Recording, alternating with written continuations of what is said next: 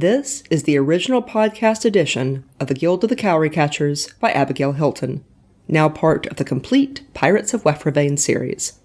The books are available as audiobooks, ebooks, and paperbacks.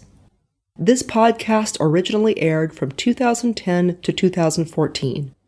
Stick around after the story for commentary from me, the author, more than a decade later.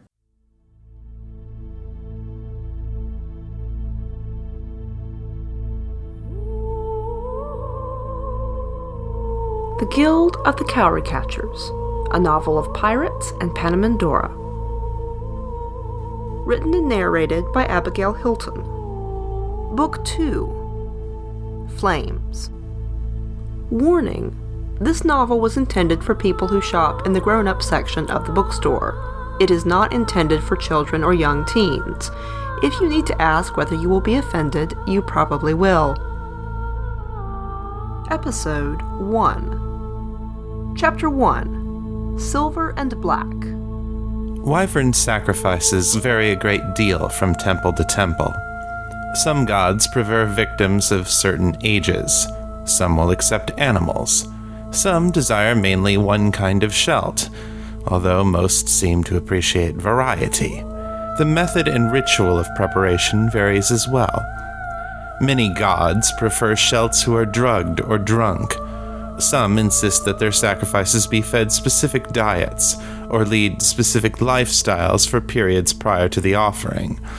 For obvious reasons, most Grishnards seek to appease their gods with fawns or noms, although such offerings are not always accepted. Wyverns use the sacrificial system as a method of control, as well as sustenance. Any shelt they call must come, from the lowliest cowry catcher to the loftiest king. Gawain, the truth about wyverns. Silvio did not stir from his cabin for 3 days. He put 2 guards on his door and would see no one, not even Farrell or his ship's boy. Gerard tried twice to get in and was turned away both times. He says no one means no one, explained the guards. Gerard could understand that Silvio wished to recuperate in private, but he was a little miffed when, on the 4th day, he discovered that the Admiral had gone out early to, quote, shop. Gerard returned to his cabin in disgust to read a book he'd purchased on the phonetic. It had been difficult to find, and included large sections deploring the actual use of the characters in all but the most unofficial documents. Gerard suspected that these sections had been added later, by scribes fearing retribution for selling the book. The text spent more ink denouncing the phonetic than teaching it. Late in the morning, someone knocked on his door. It was Marlowe Snail, who solemnly handed him a large package. I am told to give you this, sir. What is it? I don't know, sir. Who sent it? I assume the Admiral, sir. His ship's boy brought it to me. Gerard took the package inside and opened it. The box contained 3 layers, each carefully wrapped. The first was a hat. It was ink black, with a black plume of appropriate size. The plume had the faintest dusting of silver on the feather tips. Beneath the hat was a coat, also black with silver trim. It was made of extremely fine wool and lined with heavy silk. Gerard didn't think he'd ever had anything so nice, even when he was a prince. Beneath the coat were a pair of black boots, also with silver trim and soft, thick leather. The clothes fit as though they'd been tailored for him, which Gerard suspected they had. He put them on over his shirt and trousers and went to Silvio's cabin. Silvio was sitting on his map table, with his back against the wall and his lap full of vellum documents. He was wearing plain sailcloth and looked a little gaunt, but otherwise well. Morning, Gerard. You did not need to do this. Silvio smiled down at his chart. Well, I did ruin your coat. There was nothing wrong with my boots. There was, actually. They were ugly. Gerard shook his head. I don't wear hats. I knock my head against enough door frames as it is. You should. Silvio looked at him critically. You were intimidating without even trying. Dressed like that, you're truly terrifying. If you just don't open your mouth, no one will know any better. Gerard shook his head again. Thank you for the clothes. They're beautiful. They're even... He searched for the right word. Tasteful? Supplied Silvio, grinning. Didn't think I could do it, did you? Gerard looked at the ceiling. I was going to say something I might have selected myself. As opposed to something I might have selected. Gerard decided to let it go. How did you know my measurements? I asked that secretary of yours. I assume he does your mending? Silvio's voice turned all business. Speaking of which, I don't like him. I don't trust him. Would you mind if he had an accident? Gerard was taken aback. Yes, I would mind. He's very competent. Way too competent to be where he is. I wouldn't be a bit surprised if he's your spy. How long has he been with the police? Since he was a child. He's where he is because he tries to get out of leadership positions. Seen too many Schultz killed. Or because it's easier to kill them from a low-profile spot. I want him off my ship. Gerard's tail lashed. Will you let me think about it? To his surprise, Silvio nodded. And while you're thinking, I know this may take some time. Do you want to hear what happened in the bookstore? Yes. Gerard came over and sat down in one of the two chairs in front of the table so that Silvio didn't have to look up at him. He noticed then that Silvio's hands below his cuffs were covered in small cuts, and he had a few on his face, too. I thought you said you weren't bleeding. I wasn't. Not so it mattered. Chimneys have a lot of sharp, crusty stuff inside. How did you end up in one? Silvio took a deep breath. I went out that morning looking for a few books. I went into one shop, and at the very back, something caught my eye. A book called The Truth About Wyverns. You couldn't get a more potentially treasonous title than that, and the author's name was Flag. I picked it up and opened it. What did it say? I don't know. It was poisoned. A topical revenge poison. Probably Saraceid, or something in that family. I should have taken a sniff first, but I just wasn't expecting it. I dropped the book almost as soon as I'd opened it. I didn't get much contact, but the resistance had been liberal with the drug. I knew I had only a very short time before the cramps and the vomiting started. Just as I dropped the book, I heard the front door of the shop close and lock. They shuttered the windows and turned out the lamps. I figured they would wait until their poison took effect and then attack me, so I had a little time. I thought, if this is a resistance hideout, there's no way they have only one entrance. There's got to be another way out. No one will ever say you don't have nerves, Silvio. Is that common? Yes, but unfortunately not the case here. They didn't have an exit, just a hiding place. They'd walled off the back of the shop, your basic secret room. I found the doorknob. It was behind a cabinet and covered with something strange, perhaps some kind of silk.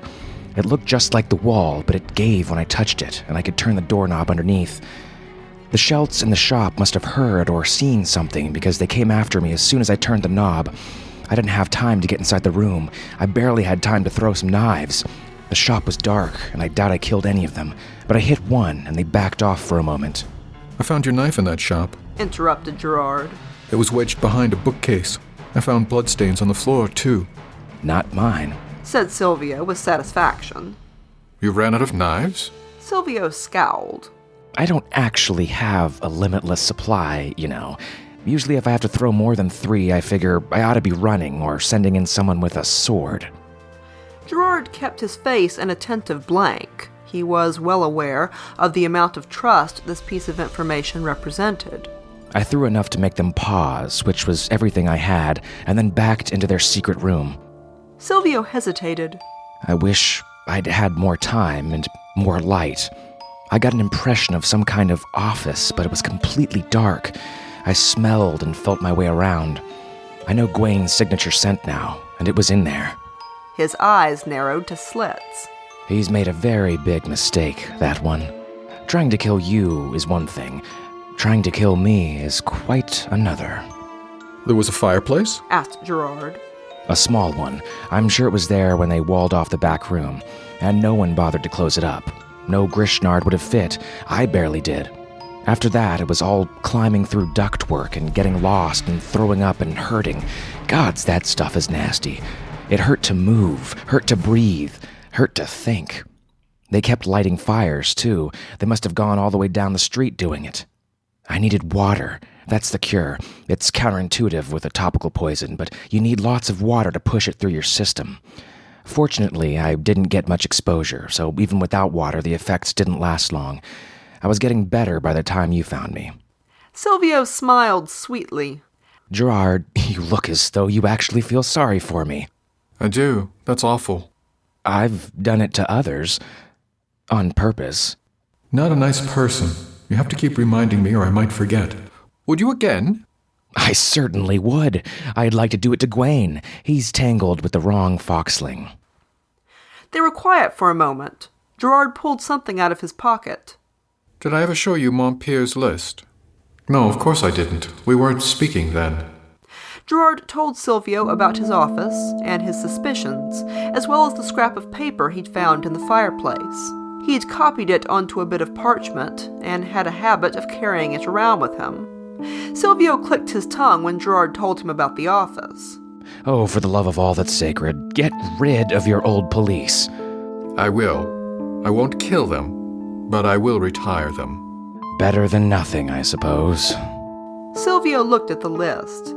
Skytown, Misnomer, Teacups, Tea Leaves, Who is Gawain, at the center of the web, Cowry Catchers, the Winged Wolves, blah, blah, blah, Major Minor, the Diving Spiders. That's nothing new. I've known for a while that they were using tea houses as a mail service. CERN has lots of them, as does Major Minor, and Mance. Not so much Lecklock or Haplag. Did you ever raid any tea houses? Silvio shook his head. Not my problem. The watch is sea-based. I'll show you my list. It's not nearly as mysterious, but a lot more useful. He hopped down from the table and pulled out a worn, leather-bound book. It had originally been a blank of fine vellum writing sheets. About half of it had been filled with a list of ships, each with a detailed description, sometimes a drawing, and a list of dates and places cited. Some had the word sunk or captured in the margin. Out of curiosity, Gerard flipped through until he found the Foam, the pirate ship he'd helped to capture after Silvio had stranded him on the wrong side of the enemy in a small boat. In the margin were the words, "Captured, summer 1694. Silvio stepped from the chair to the table and sat down on the edge. He glanced at what Gerard was looking at and grinned. You should thank me for getting you promoted. Thank you for nearly getting me killed. Nearly. I knew I should have put a hole in that boat. Gerard gestured at the book. These are all known pirate ships. Pirates or smugglers. They tend to go together. Gerard glanced through the book again. The handwriting was all the same. All your work? Yes and no. My predecessors had a disorganized stack of notes, and they'd kept the best information in their heads, which were no longer available. I put it all together and added my own findings. Here. He laid down a second book. Are the persons. Gerard opened the other book and found a similar list of shelts and a few talking animals. Beside each were descriptions, occasionally drawings, and a list of sightings and notes on whether they were dead or alive. Gerard leafed over to Samarin Mel. The list of sightings was lengthy. In the margin, Silvio had written, "Killed by Gerard Hullivar, Temple Dungeons, Lecklock, 1694. Silvio shook his head. That was a very stupid thing you did. Thessalin didn't think so. You know, there's a reason Thessalin isn't admiral of the Sea Watch or captain of the police. Gerard sighed. I did learn some things from those prisoners. Do you want to hear them? Forgive me if I don't manifest an abundance of faith in your abilities to tell truth from falsehood. Gerard said nothing. Silvio rolled his eyes. All right, tell me. Gerard told him what the little Gazumel had said, as well as the smuggler. Silvio seemed especially interested in the Gazumel's story. Do you believe him? Asked Gerard. I don't know. The story corresponds with several I've heard about the Resistance having tunnels between islands. I've talked to a lot of engineers and shipbuilders, and they all swear it's not possible. You couldn't get deep enough to avoid having your tunnel full of water. Nevertheless, the stories persist, and some of them are hard to ignore. I've also heard the one about Gawain being half Grishnard. I'm skeptical. It sounds too convenient. A ploy to encourage Grishnards to participate, someone to bridge the gap between Panans and Fauns. Still, I suppose it's possible. Gerard found the entry in Silvio's book about Gawain. Nearly every detail of the description had a question mark after it. You really think he's the one who tried to kill you? Positive. His scent was in that secret room, and he used his book as bait. He's going to be sorry.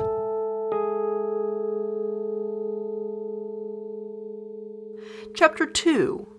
Flagship Dinner. Mountain Grishnards are one of the last remnants of several distinctive races of Grishnard that used to inhabit Wefravain before easier travel and interbreeding erased most of the differences between islands.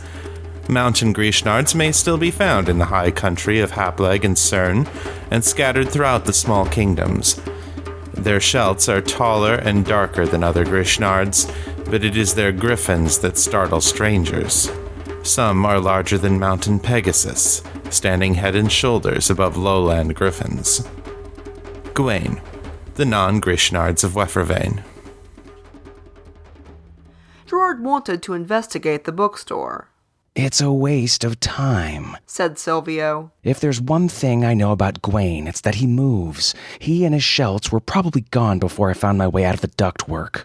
Nevertheless, Gerard took a group of his new recruits and went to see. He was somewhat relieved that Silvio did not bother coming. Before he left, however, Silvio cornered him on the quarterdeck. If you question anyone in a remotely threatening way, you kill them. Is that understood? I am not joking about this. I understand, said Gerard. Silvio flicked his tail. Will you do it? Yes, sir.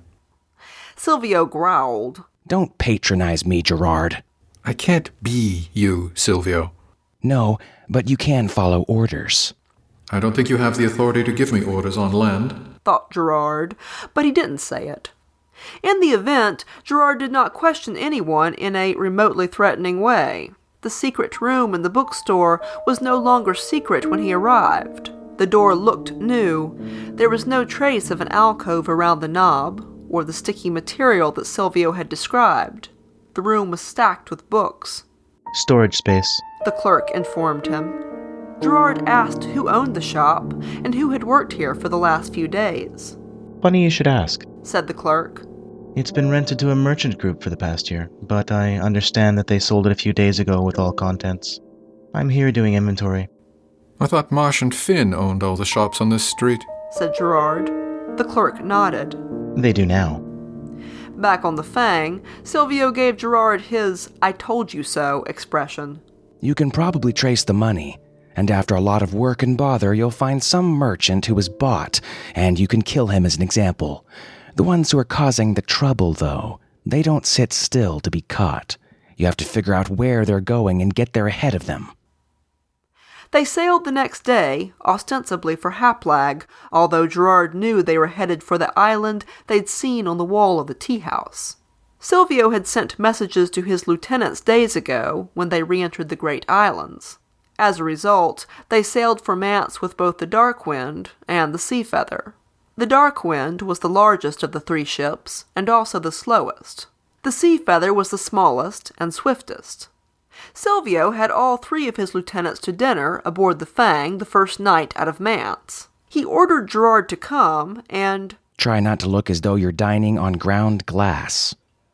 Basil had, according to rumor, been one of Silvio's serial affairs some years ago, and he tended to copy Silvio's style of dress. He was louder and sillier than Farrell, with a sense of humor that Gerard considered both inane and vicious. Farrell was usually quiet and polite until he started drinking.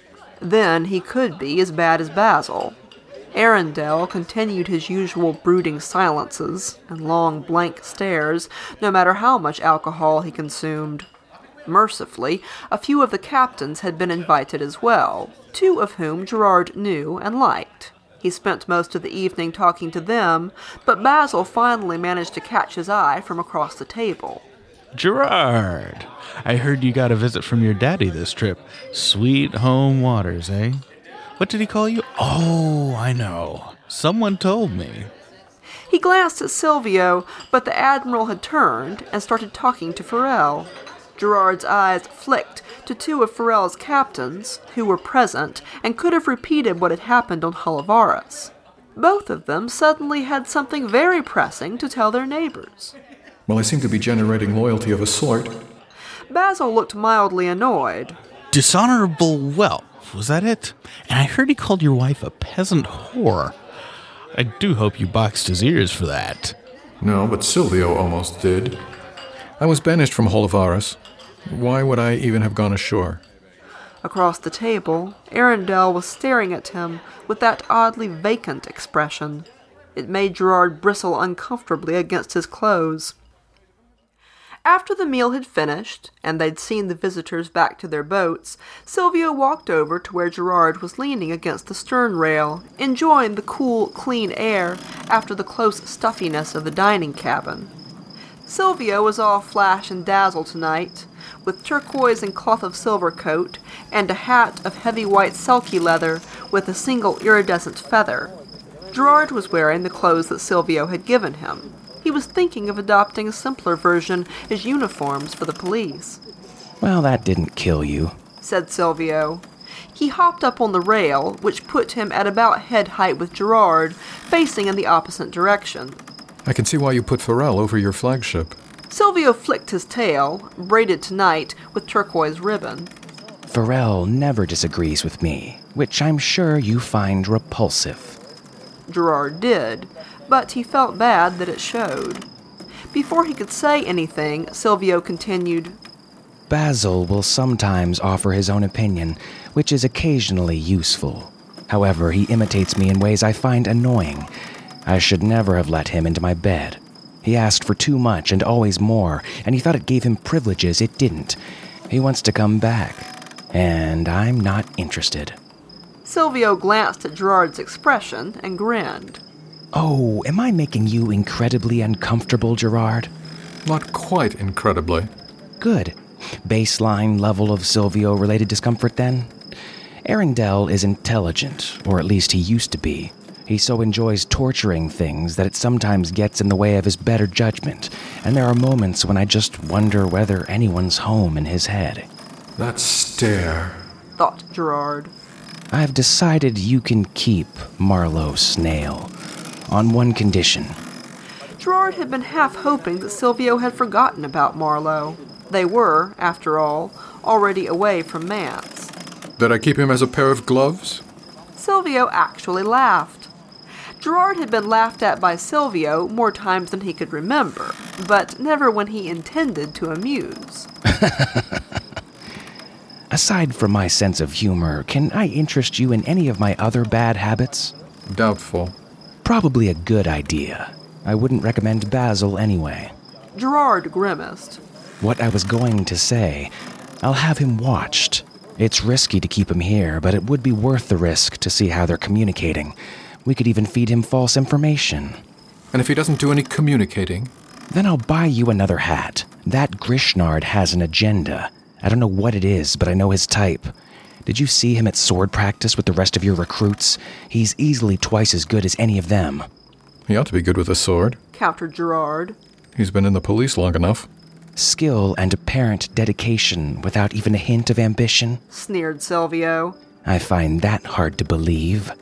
Gerard was thinking about something that Silvio had said a few days ago. Usually if I have to throw more than 3, I figure I ought to be running or sending in someone with a sword. No one has ever taught you to use a sword, have they? It wasn't high on the priority list where I worked as a kid, no. I was just thinking that you can learn to throw a knife all by yourself, but it's pretty hard to teach yourself swordplay. Silvio shook his head, making his earrings dance and flash. Says the person who had actual instructors for everything from dance to the putting on of underclothes. For your information, someone did teach me to throw knives. I've seen you use a sword, continued Gerard patiently.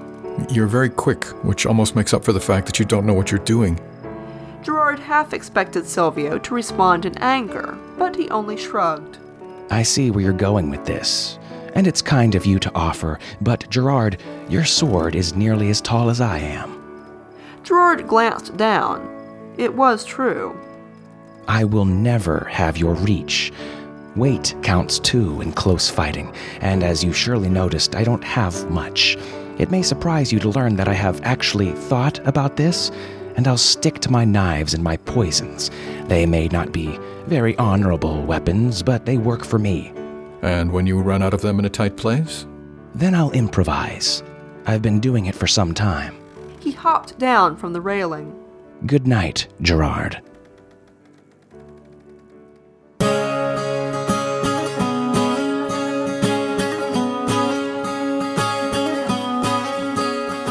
You have been listening to The Guild of the Cowry Catchers by Abigail Hilton. Copyright Abigail Hilton.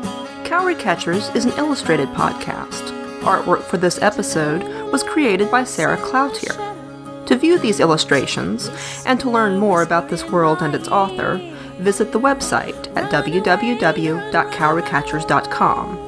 This podcast included the vocal talents of Nathan Lowell as Gerard, Norm Sherman, as Silvio, Chris Lester, as Gwaine, J. Daniel Sawyer, as Basil, Hughes Hilton, as Marlowe, Lance Schonberg, as a clerk, Big Anklevich.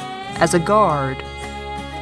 Sound effects for this podcast were generously provided by SoundSnap and the Free Sound Project.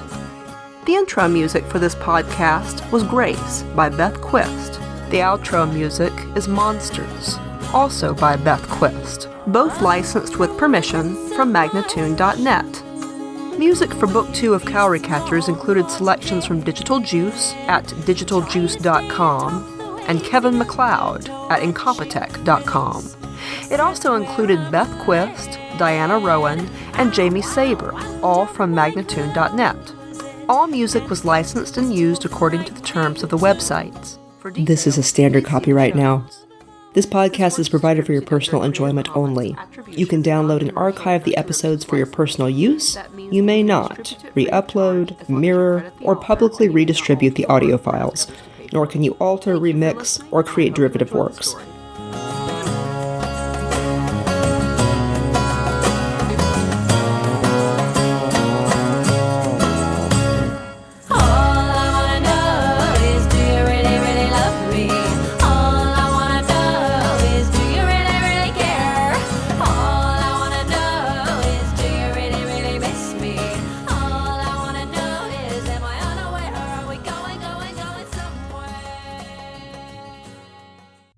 And I'm back. This is 2025 Abby with just a few comments on this first episode of what is now part 2 of book 1, but at that time was the second slender volume of the Guild of the Cowry Catchers series. That's Mochi. He and Newton, my two current cats, are having a big time playing on and around me while I'm trying to record this at my kitchen table. So this episode kind of kicks off the part of the story where our heroes are getting along a lot better. They're getting some rapport with each other, getting to know each other. I think it's a fun part of the story. I don't have too much to say about this. Drabblecast still exists. Norm introduced this episode. I don't think we had met yet when he recorded those lines and when I produced that audio. I think this was the year we actually met in person. I went to Balticon and DragonCon that year, and we got to run all over the convention with friends. It was a glorious time. But I think at the time that he recorded the first lines for this book, we had not met yet. I think by the time he recorded the last ones we had. Anyway, this was my first year as a certified registered nurse anesthetist when I was actually producing this book. It was my first year in practice. It was actually a rather difficult time, partially because I expected, having graduated from my very challenging and rigorous and demanding program, that I was going to get a break. And I did, in some ways. You know, you finally get a paycheck, so you're not quite so worried about not being able to replace, any electronic in your life that fails, or, anything at all that goes wrong. You finally start making some real money. I had to immediately replace my car because it was on its last legs. I moved. I moved across the country from Portland, Oregon, back home to, well, not home, but back to Florida, which was home, but specifically to Orlando area, which was not where I grew up, but I did have some friends there, and the huge anesthesia group there hired me. They had better terms than some of the other hospitals I was looking at. I graduated into a pretty well-stocked anesthesia market. It was a low market. It was a buyer's market at that time. You can always find a job as an anesthetist, but at that time, it was a relatively tight job market, and other offerings I was getting included things like 3 weeks of PTO, and I didn't work that hard to get all the way through school to have 3 weeks of PTO.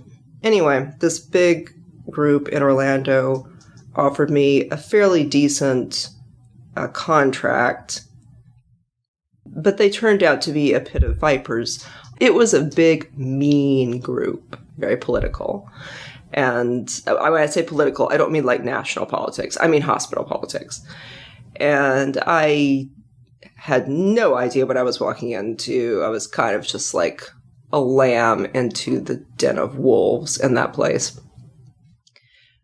So I was enjoying practicing, but I was not enjoying a lot of the people I was practicing with. And I didn't know what was normal. I didn't really know what I should feel like.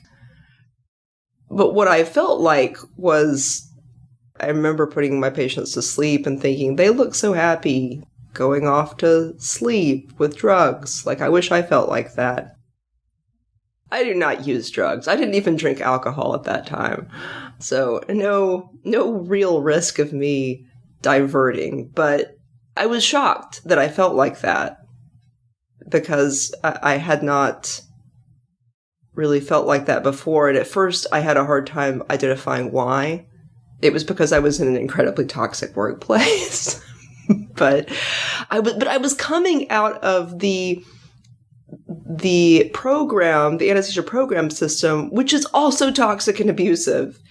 They abuse you constantly there. Or if it's not abused, it's at least very mean. It is a very rough training program, and also just by necessity very challenging, because they definitely are trying to cram a pound of mashed potatoes into a straw. I mean, you have to absorb a lot of information really quick, and you are constantly reminded that if you don't, you might kill someone, or you will kill someone. So the stakes are very high. You've got a student loan that you can't pay back without this paycheck. I did not have independent wealth from parents or trust funds or whatever. I borrowed the money for that program. So you have that hanging over your head, and then you have just this terror that you're going to kill someone. So the stakes are very high. It's a very challenging program, and then there are plenty of people in anesthesia that are not very happy with their lives, and so you give them a student who they have complete control over, and they find that they have someone that they can kick. Anyway, so I had left that situation. It was now actually a contributing and valued member of the team, but my team was a den of vipers. So that was a downside, that I was just so inured to abuse at that point that I didn't really recognize I was kind of a frog that was being boiled. Anyway, that all culminated by the end of that year in me leaving that job long before I had intended to leave it. I had to pay back my sign-on bonus. It was an absolute mess. It was not a good time. But anyway, at the point when I was producing these first episodes, I was just out of school. I was very excited to finally be done with that and getting a paycheck. And I had moved. I was in a rental house instead of a little bitty apartment, so that was exciting. I had my 2 cats, Nim and Malachi. Malachi was kind of a strange semi-feral cat. I took the best care of him I could for his life, but he was a strange fellow. He was not very much of a pet, honestly. Nim was the love of my life for almost 20 years. And he and Malachi are pretty good buddies. Nim liked other cats. Nim was going to live for a long time. At that point, I think he was like 7 or 8. He was in his prime. He was going to live to 19 and a half. So he had many, many years ahead of him. Very healthy. And he moved with me multiple times. So he moved with me from Florida to Oregon for anesthesia school and my time in the ICU. And then he moved back to Florida with me. He also traveled with me a bit. He got boarded a lot too, but he traveled with me a bit for work. And then he moved back to Washington State with me when I returned back across the country. So Nim moved quite a few. Wherever I was home. Anyway, when I listen to this, I do have memories of that house, that rental house, which was quite a cute little house that I was in when I was producing the audio. It had a lovely wild backyard that faced onto a stream, and there was actually a small alligator in that stream. I had grown up with cats that were mostly free roaming, the kind of cats that were indoor, outdoor, and were pretty much always indoor at night, but, in some cases had a cat door and did what they wanted. And I guess we got lucky growing up because we didn't have... I don't think we ever had a cat just disappear or come in horribly injured from fighting with wild animals or, die of violence. We did have a couple of cats growing up that got poisoned because we lived on we backed onto an orange grove. Anyway, it was just a different time, guys. The 80s and the 90s were a different time in pet ownership. What I'm trying to explain is that Nim roamed around outside as he wished when I let him.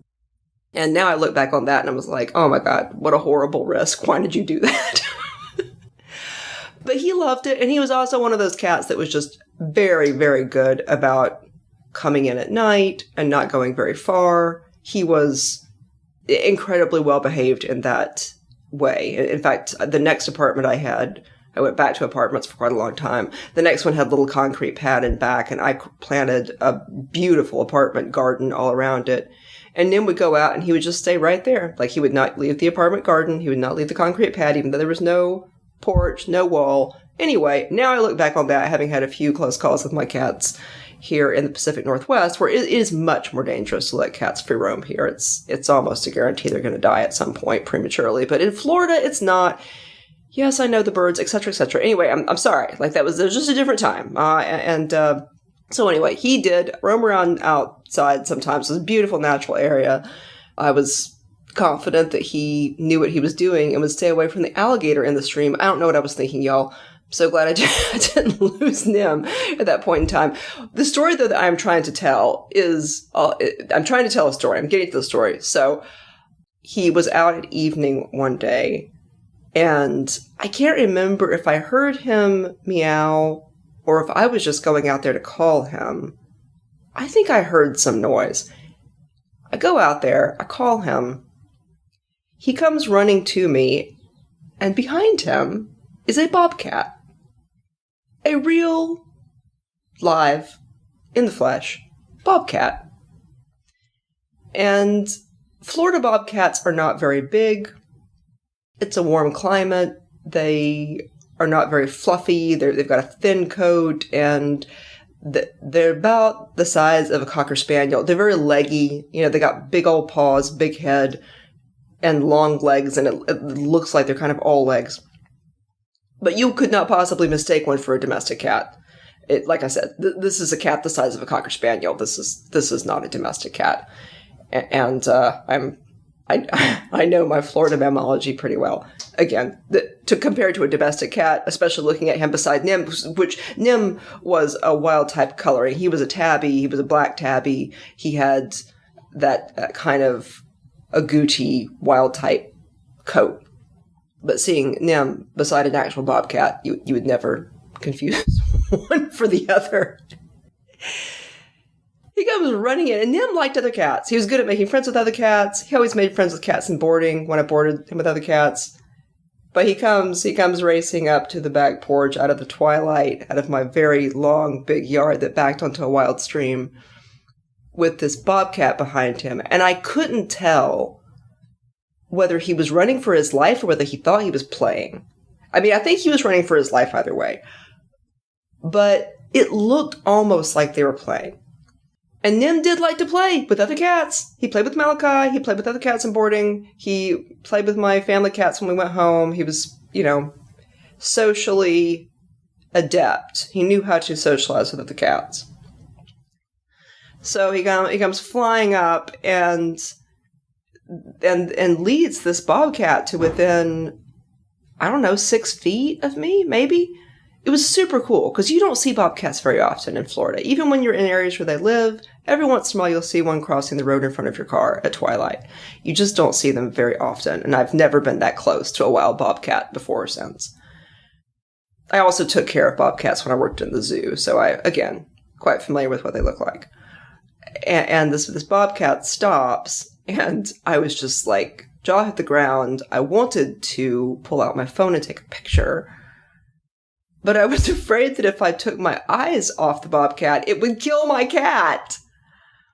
Because it really was very curious and interested in them. And I still don't know if they thought they were playing. It's possible they did. But I also think that the bobcat thought that maybe Nim might make a good snack. And Nim had gone behind me. And you know how cats play. Like it's kiss, kiss, kiss, bite, bite, bite. So even if they were playing, it could turn violent, and this cat could just shred my cat. Anyway, Nim had kind of fled behind me, but then once he saw that I was there, I was standing my ground, he got real brave. So he comes around in front of me, back arched. He's going to defend his front porch, his back porch, the door to his house. And he suddenly becomes very brave, and the bobcat kind of bristles up too, and I'm just like, oh my god, please do not charge at this bobcat. Like, I don't know if I can protect you. I really want to take a picture, but I do not dare pull out my phone and try to do that.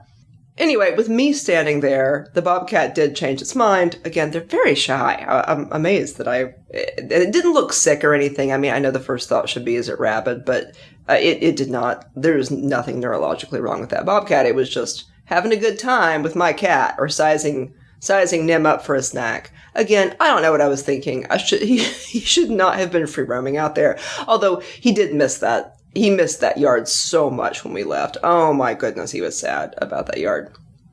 He missed it a lot.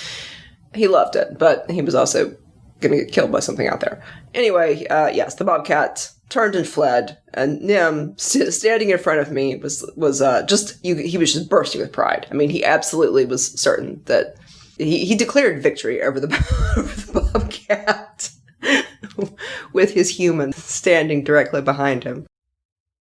That's one of the things that comes to mind distinctly when I listen to this production, because I remember sitting on the couch just on the other side of that screen door, or the sliding glass door where that all happened, working on this audio. And it is very labor intensive to produce full cast audio, and the tools were even more primitive at that time. So doing lots and lots of adjusting and tweaking and editing.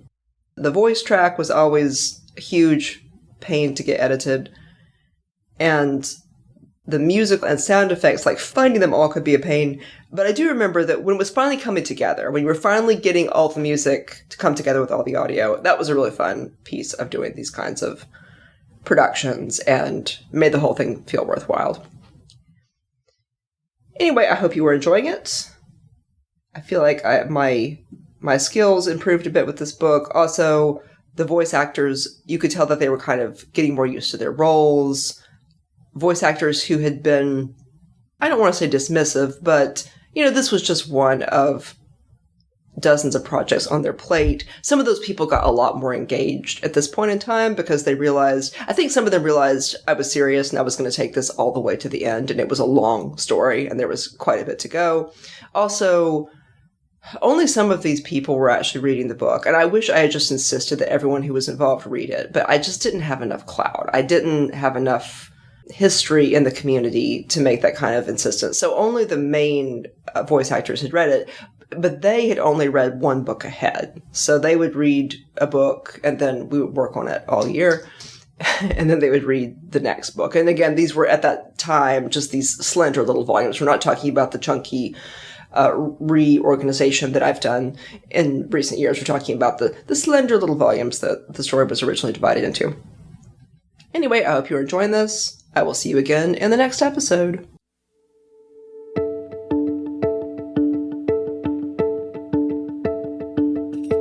This is Abigail Hilton, and you have been listening to the Pirates of Wefravain saga.